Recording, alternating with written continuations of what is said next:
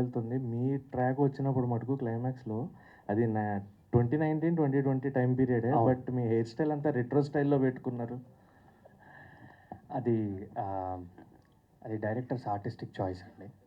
అంటే ఆయన ముందు నుంచి ఒక వింటేజ్, ఒక సిగ్నేచర్ పోయెట్ స్టైల్ కావాలనుకున్నారు. అండ్ నేను పూర్తిగా ఆయనకి సరెండర్ అయ్యా అండి. అయితే ఇక్కడ అంటే ముందు నుంచి ఆయన అనుకున్న ఇంటెన్షన్ ఏంటంటే అండి, మొదటి లీడ్ ఏదైతే కొంచెం యంగ్ ఏజ్‌లో ఏదైతే లవ్ స్టోరీ ఉంటుందో, అది కొంచెం మనకి చార్మ్ ద్వారా, అందం ద్వారా ఎళ్ళాలి. రెండో లవ్ స్టోరీ ఏదైతే ఉంటుందో, అది మనకి క్యారెక్టర్ ద్వారా లేదా ఒక పోయెటిక్ డెప్త్ ద్వారా ఎళ్ళాలి అనే యాంగిల్ కూడా ఉండిందండి. సో, అందుకే ఆర్టిస్టిక్ చాయిస్ అంటున్నా.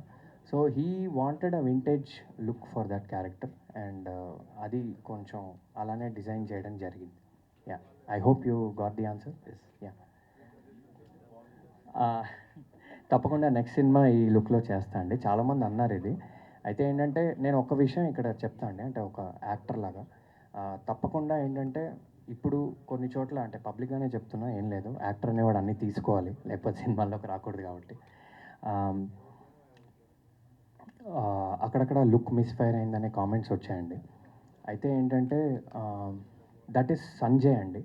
That is not Ravi. So, మేము ఆ సంజయ్ అనే పాత్ర డిజైన్ చేయడానికి అది చేసాము.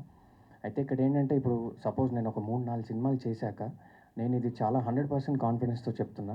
మీరు అది ఒక కొలాజ్ చేసుకొని రవి చేసిన 3, 4 సినిమాలు పక్కన పెడితే, మీకు ఏ సినిమాలో రవి కనపడ్డండి. క్యారెక్టరే కనపడతాడు. అది డెఫినెట్‌గా అంటే నేనేం చెప్తున్నా అంటే, ఈ సినిమాలో ఏదైతే కొన్ని మైనస్‌ల్లాగా మీకు కనపడుతున్నాయో, అవి డెఫినెట్‌గా ప్రతి మైనస్ లాంగ్ రన్‌లో మీకు ప్లస్‌లా కనపడుతుందండి. అండ్ సినిమాకి కూడా అండ్ యాజ్ ఎన్ యాక్టర్ కూడా. ఈ విషయం నేను మొన్న ఎవరికోనో చెప్పా.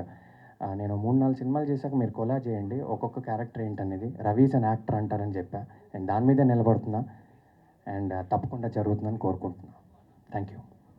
అనంత్ గారు.